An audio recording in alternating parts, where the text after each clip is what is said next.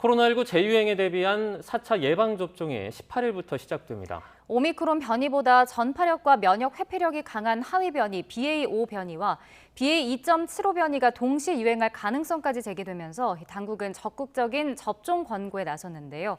관련 내용 정리해 보겠습니다. 또 확산세 속에 편의점 판매 품귀 현상을 빚는다는 자가검사 키트 문제까지 살펴보겠습니다. 김정기 고려대 약학대 교수 함께하겠습니다. 교수님 어서 오십시오. 어서 오세요. 네, 월요일입니다. 모레부터죠. 백신 4차 접종이 시작이 됩니다. 대상을 이제 보면요. 50대 이상 그리고 이 면역 저하자나 기저질환자 18세 이상이죠. 네. 이 등등으로 정해졌는데요. 사실 내가 대상인지 아닌지 이걸 궁금해하는 분들이 상당히 많을 것 같아요. 설명을 좀 해주시죠. 기본적으로 연령대가 말씀하신 것처럼 50대 이상이다, 만으로. 그렇게 되면 누구나 대상자가 된다라고 보시면 될 것 같고, 네. 그와 더불어서 18세 이상인 사람들 중에서 면역 저하자나 아니면 기저질환자 같은 경우에는 대상자에 포함이 되고 있습니다. 그래서 이런 경우에는 아마 주치의의 판단에 의해서 접종 여부가 결정이 되니까 일단 병원에 내원을 하셔가지고 네. 의사와 상담을 하시면 이 접종 대상자가 되는지 안 되는지를 판단하실 수 있을 거다 이렇게 생각을 하고 있습니다. 네. 근데 접종 대상이 이제 기존엔 60세 이상이었는데 50대 이상 그리고 기저질환자로 확대가 된 건데 그 이유는 뭔가요? 많은 국민들께서 잘 알고 계십니다. 60대 이상의 고연령층 같은 경우에는 일단 감염됐을 경우에 위중증으로 발전할 수 있는 그 비율이 상당히 높다라고 알려져 있거든요. 네. 실제로 데이터를 보면은 80대 이상의 감염자가 전체 확진자 중에 한 3% 정도가 되고요. 그리고 70대는 5%, 그리고 60대는 한 10% 됩니다. 그래서 60세 이상이 전체 확진자의 한 18% 되는데 네. 반면에 그러니까 위중증으로 발전을 해서 사망에 이른 퍼센트를 보면 네. 80대, 70대, 60대, 그러니까 60대 이상의 연령대가 전체 그러니까 사망자 중에 94%를 차지하거든요. 그러니까 네. 절대 수치가 일단 60대 이상의 고령층 같은 경우는 굉장히 취약하다라고 보시면 될 것 같고, 더불어서 50대인 경우에 전체 사망자 중에 4%를 차지하고 있습니다. 그러니까 물론 60대 이상보다는 상대적으로 낮은 비율을 보이고 있지만 다른 연령대, 즉 40대 미만의 연령대들의 이하의 연령대라든가 비교를 했을 때에는 상대적으로 높은 사망 비율을 보인다라고 데이터가 나와 있거든요. 그러니까 이러한 데이터를 기준으로 해서 아마 50대까지도 일정 수준의 어떤 기저질환을 또 가지고 계신 분들이 많기 때문에 포함을 시켰다 이렇게 판단을 하시면 될 것 같습니다. 네. 네. 이제 3차 접종 후에 얼마나 지난 시점부터 이 4차 접종을 하는 게 좀 적절합니까? 지금 우리 방역 당국이나 아니면 해외 사례들 같은 경우에도 보통 3개월에서 4개월 정도를 보고 있습니다. 그러니까 네. 3차 접종 이후에 지금 다른 그러니까 감염에 대한 그러니까 감염 이력이 없는 경우에는 4개월째부터는 4차 접종 대상자가 된다 이렇게 보시면 될 것 같고, 네. 일단 어떤 예외적인 상황이 있습니다. 지금 자막에 나와 있는 것처럼 출국이라든가 아니면 입원 치료, 또 경우에 따라서 3차 접종 이후에 감염되신 분들도 계시거든요. 이러한 네. 경우에는 3개월 이후에, 그러니까 그 3차 접종 이후부터 3개월 이후에 4차 접종을 받으실 수 있다 이렇게 보시면 될 것 같습니다. 네. 네. 그런데 이제 백신 3차 접종을 하고 코로나에 확진된 분들도 계시더라고요. 그러니까 네. 내가 백신 맞았는데도 걸렸는데 이거 4차 접종을 꼭 받아야 하나? 이거 과잉 아닌가 하시는 분들도 계신데 어떻게 생각을 해야 될까요? 이 부분은 전문가들마다 좀 견해의 차이는 있습니다만 저는 일단 건강한 성인인 경우에는 네. 3차 접종까지 접종을 받으셨고 그다음에 감염 여부를 떠나서 일단 확진까지 되신 사례가 있다. 그러니까 저 같은 경우에도 3차 접종까지 접종을 맞고 확진이 된 사례거든요. 그래서 네. 이러한 경우에는 4차 접종까지는 반드시 필요하지는 않다라고 저는 개인적으로 생각을 하고 있습니다. 네. 다만 4차 접종이 꼭 필요하신 분들은 기본적으로 60대 이상의 고연령층 같은 경우에는 4차 접종이 필요할 걸로 이렇게 보고 있고요. 감염 예방 효과보다는 기본적으로 위중증으로 발전하는 거, 그러니까 중증화율을 상당히 낮춰줄 수가 있거든요. 그렇기 네. 때문에 고연령층인 경우에는 4차 접종이 필요할 거라고 판단을 하고 있고, 네. 60세 미만의 연령대 중에서도 감염됐을 때 임상적 예후가 상당히 안 좋았던 분들도 계시거든요. 이러한 분들인 경우에는 추가 접종을 받으시는 게 안 받으시는 것보다는 잠재적인 그러니까 이익 부분에 있어서 잠재적 우위에 있지 않을까 이렇게 생각을 하고 있습니다. 네. 그럼 건강한데 기저질환 없는 50대는 꼭 맞아야 할까요?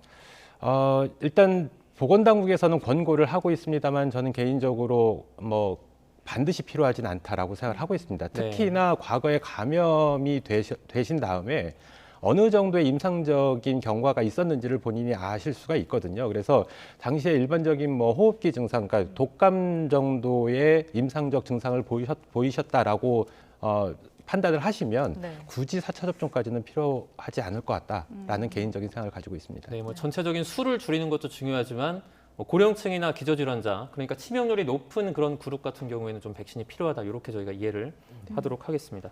그러면 이번에 4차 접종에 쓰이는 백신의 종류는 좀 어떤 것들이 있습니까? 지금 mRNA 백신으로 되어 있는 파이저와 모더나 그리고 여기에 노바백스까지 포함됐다 이렇게 보시면 될 것 같고요. 네. 뭐 대표적으로 코로나19 상황이 되면서 대표적인 백신 형태가 mRNA 백신이었거든요. 그래서 네. 파이저, 모더나는 이제 지속적으로 추가 접종 대상인 백신이다라고 보시면 될 것 같고 네. 일단 mRNA 백신 자체가 이게 다른 플랫폼의 백신들 대비 이상 반응의 빈도나 정도가 좀 높은 편이거든요. 네. 그래서 이 백신 접종을 꺼려하시는 분들이 이 부분 때문에 발생을 하게 되는데 이 부분을 상당히 보정을 해줬던 게 노바백스 백신이다라고 보시면 될 것 같습니다. 그래서 노바백스 백신 같은 경우에는 기존의 그러니까 전통적인 백신 플랫폼인 사백신, 불알아 백신 형태는 아니지만 네. 재조합 단백질 백신, 그러니까 상당히 유사한 형태를 가지고 있거든요. 그래서 이상 반응의 빈도나 정도가 상대적으로 낮기 때문에 이러한 경우에는 노바백스 백신을 접종 받으셔도 무방하다라고 볼 수가 있고 그렇기 때문에 추가 접종에서 우리나라 같은 경우에 노바백스가 포함됐다 이렇게 보시면 될 것 같습니다. 네. 네. 그 미국은 지금 4차 접종에서 노바백스 백신을 좀 제외했죠? 네네. 노바백스가 미국에서는 기본적으로 긴급 사용 승인도 되지 않았습니다. 우리나라 네. 같은 경우 1월에 긴급 사용 승인이 됐었거든요. 근데 미국 같은 경우에는 긴급 사용이라고 하는 게 예외적으로 빨리 사용 승인을 내려주는 게 긴급 사용 승인인데 미국은 기존의 화이자나 모더나나 얀센 백신이 있기 때문에 네 번째인 노바백스 같은 경우에는 긴급 사용 대상이 안 된다라고 판단을 해서 그동안 승인이 안 됐는데 네. 7월에 긴급 사용 승인을 했습니다. 근데 이번 같은 경우에는 추가 접종 대상으로 포함되지 않고 미접종자인 경우에만 포함을 시켰다. 그러니까 어떻게 보면 상당히 이러한 부분에서 보수적으로 접근한 게 미국이다 이렇게 보시면 될 것 같습니다. 네. 네. 과거에 저희가 백신 예약을 할 때 그 예약이 초반에 몰려서 좀 오랫동안 기다렸던 기억이 있습니다. 사전 예약이 좀 필요한지 아니면 나가서 당일 접종이 되는지도 설명을 좀 해주시죠. 지금 4차 접종을 받으시는 분들이 생각보다 그렇게 많지 않을 걸로 보고는 있거든요. 네. 뭐 경우에 따라서 반드시 필요한 부분도 있는데 이 국민들의 이제 수용성이 상대적으로 과거 3차, 1, 2차 내지는 3차 접종보다는 좀 떨어질 거다라고는 보고 있습니다. 그래서 네. 충분히 뭐 이런 어떤 예약 부분에 있어서의 불편함을 좀 해소하기 위해서는 사전 예약을 하시는 게 가장 뭐 좋을 것 같다라는 생각을 가지고 있고요. 그리고 앱을 통해서 그 자녀 백신 검색이 충분히 가능합니다. 그래서 네. 언제든지 필요하신 시점에 접종이 가능할 거다 이렇게는 보고 있습니다. 네. 이제 이게 변이 바이러스가 계속해서 나오고 있는데 그렇기 때문에 뭐 이거에 효과가 있는 개량 백신도 아니고 뭐 효과가 있을까 싶어서 맞을지 말지 고민하는 분들도 많으신 것 같아요. 물론 당연히 몸 상태에 따라서도 개인의 선택이겠지만 일단 당국은 좀 적극적으로 이렇게 권고를 하고 있는 편이죠. 네, 맞습니다. 지금 뭐 방역 당국에서는 앞서 말씀드렸던 것처럼 연령대가 만 50세 이상인 경우에는 4차 접종을 강력하게 권고한다라고 얘기를 하고 있는데 네. 뭐 이 부분이 그러니까 말씀하신 것처럼 기존의 백신, 그러니까 초기에 원형 바이러스를 주용으로 해서 만든 백신들이 아직까지도 사용되고 있거든요. 그렇기 네. 때문에 지금 뭐 오미크론 그리고 스텔스 오미크론 그 이후에 뭐 BA4나 5 새로운 변이에 대해서는 상대적으로 예방 효과가 많이 떨어지는 건 맞습니다. 근데 추가 접종을 했을 때에 이 예방 효과가 이전 접종차 대비 어느 정도 상승을 한다라는 효과가 있고요. 그 3차 접종과 4차 접종을 비교했을 때는 한 20% 정도 예방 효과를 보이고 네. 4차 접종을 했을 때 그리고 중증화 예방 효과에서는 50%를 보인다라고 얘기를 하고 있기 때문에 이러한 부분들이 적어도 4차 접종까지는 추가 접종을 하시는 게 좀 이익이 더 많을 것 같다라는 생각을 가지고 있습니다. 근데 그 이후에 5차, 6차 이런 식으로 계속 접종하는 건 오히려 면역 반응을 낮춘다는 효과도 결과도 있거든요. 그래서 네. 이 부분은 전 세계적으로 고려를 하고 있지는 않다. 일단 마지막 접종 차수가 한 4차 접종까지로 보면 되실 거다 이렇게는 보고 있는데 네. 뭐 다른 예를 들면 일단 지금 우리나라에서 유행을 지금 주도하고 있는 게 BA BA.5라고 하는 그 스텔스 오미크론 하위 변이거든요. 근데 네. 3, 4차 접종과 2차 접종을 비교했을 때 3, 4차 접종을 했을 때가 300유닛이라는 수치 정도의 중화항체가 형성이 되는데 네. 2차 접종까지만 하면 20유닛 미만으로 형성이 됩니다. 그러니까 한 네. 15배 차이가 나거든요. 그러니까 중화항체가 측면에서도 일단 추가 접종을 했을 때 효과가 더 높아지는 그런 결과들이 나와 있다. 이렇게 보시면 될 것 같습니다. 네. 이번에는 저희가 변이 얘기를 좀 해보도록 하겠습니다. 전파력이나 그리고 뭐 면역 회피력이 높다는 BA.5 변이에 이어서요. 그 다음에 전파력 그리고 면역 회피력이 더 높다고 알려진 BA.2.75가 국내에서 발견이 됐습니다. 먼저 이전 변이와 비교를 했을 때 뭐 잠복기나 전파력의 수준은 좀 어느 정도 됩니까? 일단 잠복기는 크게 다르지 않다라고 보시면 될 것 같습니다. 네. 지금 오미크론의 잠복기, 추정 잠복기가 한 2에서 4일 정도. 그러니까 물론 14일까지가 전체적인 잠복기이지만 가장 빈번하게 임상 증상이 나타나는 시기가 감염 후 2에서 4일 정도다라고 보시면 되는데 일단 거의 이 부분이 가장 빠른 잠복기 시점이다라고 보시면 될 것 같습니다. 바이러스가 체내에 감염을 하게 되면 세포 내에서 증식을 해야 되거든요. 네. 그래서 일정 기간이 반드시 필요한데 한 잠복기가 2일에서 4일 정도로 나타난다는 얘기는 굉장히 빠르게 잠복기가 굉장히 짧다 이렇게 보시면 될 것 같고 네. 아무리 BA.5나 BA.2.75 같은 경우 전파력이 높다라고 평가를 받아도 이 잠복기보다 더 낮춰질 수는 없을 거다 이렇게는 보고 있습니다. 네. 그리고 전파력 같은 경우에는 우리가 이제 오미크론 변이에 있어서 기존의 원래 오미크론이 BA.1인데 BA.1 대비 BA.2가 한 30% 정도 전파력이 높다 이렇게 보시면 될 것 같고요. 네. BA.2가 스텔스 오미크론이거든요. 그 다음에 BA.4나 5가 스텔스 오미크론의 하위 변이들인데 네. 얘네들은 그 BA.2 스텔스 오미크론 대비 한 35% 정도 전파력이 높다 이렇게 평가를 받고 있습니다. 그러니까 굉장히 전파력이 높아졌다라고 보시면 될 것 같고 말씀하신 BA.2.75 같은 경우에는 굉장히 제한된 연구 결과지만 미국에서 한 BA.5 대비 3배 정도 전파력이 높다라고 또 얘기를 하고 있습니다. 네. 그러니까 아직까지 이 부분은 검증이 좀 필요한데 이 BA.2.75 같은 경우는 굉장히 빠르다. 그러니까 BA4나 5 정도가 지구상에서 존재하는 가장 전파력이 높은 바이러스가 홍역 바이러스인데 거의 여기에 육박한다라고 보고 있는데 BA.2.75 같은 경우에는 이거보다 3배 정도 높다라고 일부 결과에서 평가를 받고 있기 때문에 네. 전파력이 굉장히 빠르다 이렇게 보시면 될 것 같습니다. 이 정도로 빠르면 예전에 오미크론 처음 나왔을 때 뭐 스치기만 해도 감염된다 이런 얘기도 나왔는데 그거보다 더 빨라진 거네요.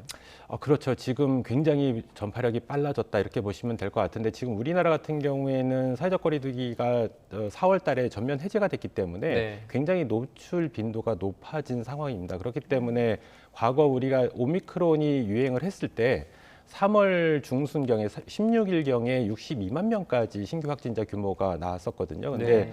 이 수치보에 육박하는 정도 경우에 따라서는 더 많은 확진자가 나올 가능성도 배제할 수는 없다 이렇게는 보고 있는데 국가수리과학연구소에서 다음 달 10일경에는 28만 명 규모의 신규 확진자 규모가 나올 거다 이렇게 예측을 했거든요. 네. 근데 이거보다 더 빨라질 수도 있다라고는 볼 수가 있습니다. 근데 그 감염자의 규모의 공포심을 느끼실 필요는 없을 것 같고요. 네. 가장 중요한 거는 초반에 말씀드렸던 것처럼 그 고위험군에 대한 관리, 즉 위중증 환자의 절대적인 수치와 그리고 이어지는 사망자 수의 절대적인 수치, 비율이 아닙니다. 절대적인 네. 수치가 크게 증가하지 않는 정도로 우리가 관리가 가능하면 신규 확진자의 규모는 사실상 큰 의미는 없다 이렇게 보시면 될 것 같습니다. 네. 네.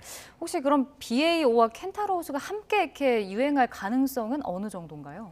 충분히 가능성은 있다라고 볼 수가 있습니다. 초창기에는 BA.5보다 2.75가 훨씬 전파력이 높다라고 평가를 받고 있기 때문에 한동안은 지금 국내에서는 BA.5가 새로운 유행을 주도를 하고 있거든요. 그래서 어느 정도 우세종화되면서 일시적으로 BA.5가 많이 이제 감염을 주도할 가능성이 많은데 그 이후에는 2.75로 대체될 가능성이 상당히 높다.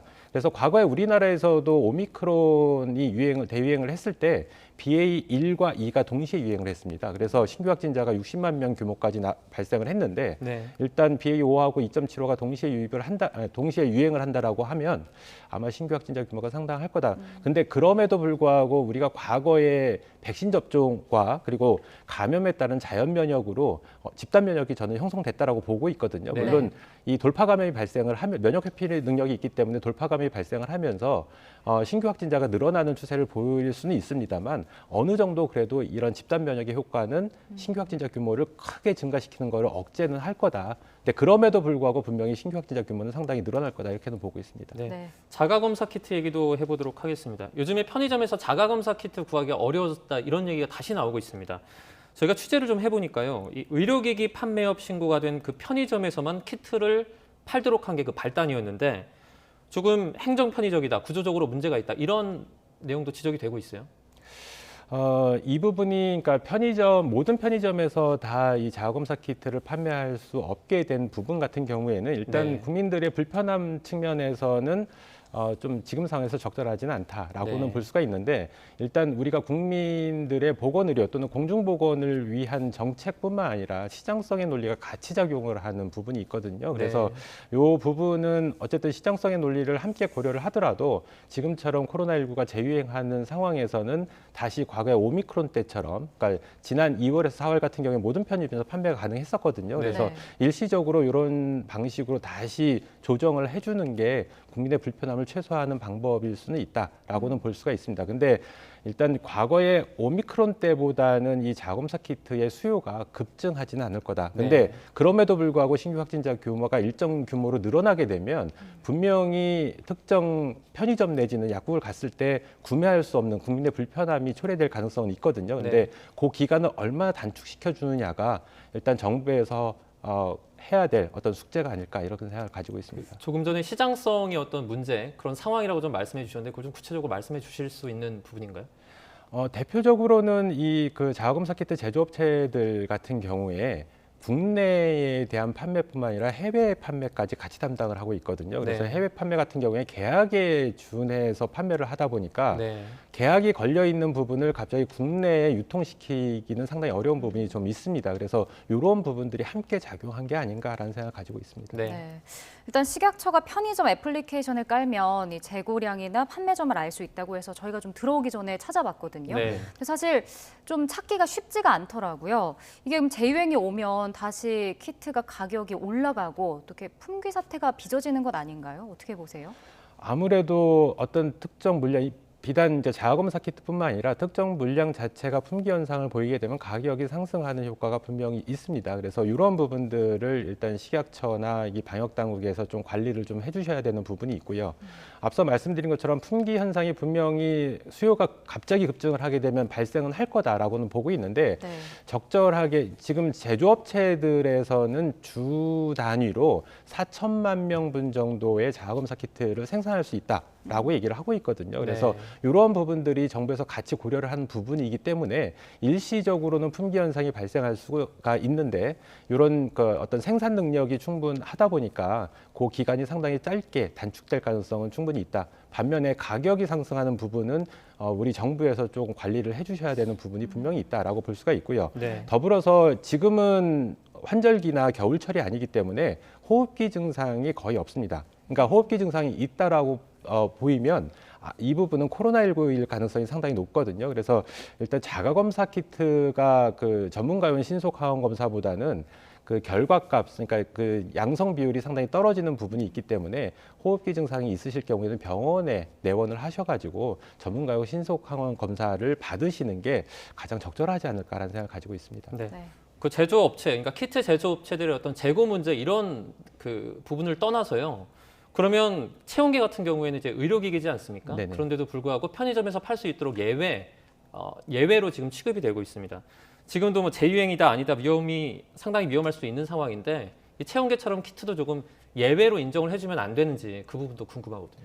그 부분이 지금 저는 해당 부분에 대한 그러니까 그 시장성의 논리를 정확하게 파악을 하지는 못하고 있습니다. 네. 그래서 이 부분 같은 경우에는 지금 좀 이슈화되고 있기 때문에 방역 당국에서 이 부분을 시장성의 논리와 국민의 공중보건을 함께 고려를 하면서 만약에 지금 앵커께서 말씀하신 것처럼 체온계처럼 예외 조항으로 적용이 될 수 있는지를 검토를 해주셔가지고 가능하다라고 하면 그렇게 일시적으로 예외 조항을 두는 게 더 바람직하지 않을까라는 생각을 가지고 있습니다. 네, 알겠습니다. 오늘 여기까지 듣도록 하겠습니다. 코로나19 관련해서 김정기 고려대 약학대 교수와 함께 자세하게 얘기 나눠봤습니다. 오늘 고맙습니다. 고맙습니다. 감사합니다.